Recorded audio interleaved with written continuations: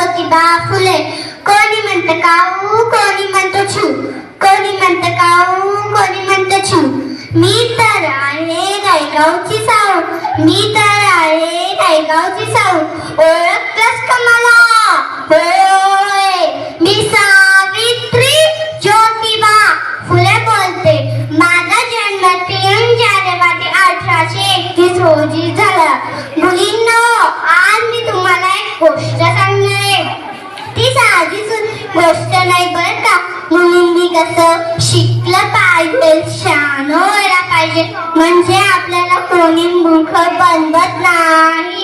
मुलगी शिकली, प्रगती झाली, शिकलेली आई घरादारा पुढे नेली आणि मुलीसाठी पुण्यात पहिली शाळा उघडली.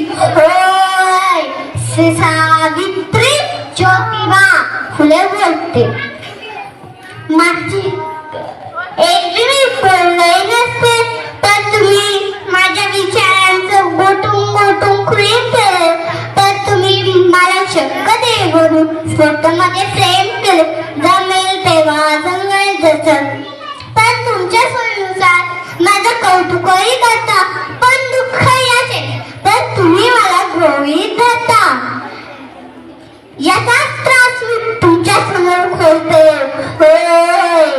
सावित्री ज्योतिबा फुले बोलते. माझ्या लेकींना बाईनं तुम्ही शिकला, सवरला, माझा वारसा सांगून स्वार्थासाठी राबता आणि गर्भातल्या सावित्रीचा गळा गर्भातच दाबताय. म्हणूनच या संतापापून मी वेगानं बोलते. होय, मी सावित्री ज्योतिबा फुले बोलते.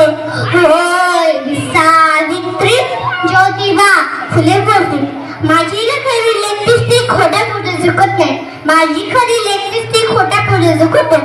कोणताही बाबा बुवाकडे आंधळेपणा माता टेकत नाही. कोणताही बाबा बुवाकडे आंधळेपणा माता टेकत नाही. हल्ली मात्र तुम्ही माझ्या आत्मसन्मानाला दिवस आहे. होय, मी सावित्री ज्योतिबा फुले बोलते. होय, मी सावित्री ज्योतिबा फुले बोलते. शिक्षणाच्या सायकलीतून उघडलेला तीच सावित्री जगाची शिलदा, तीच सावित्री जगाची शिलदा. धन्यवाद.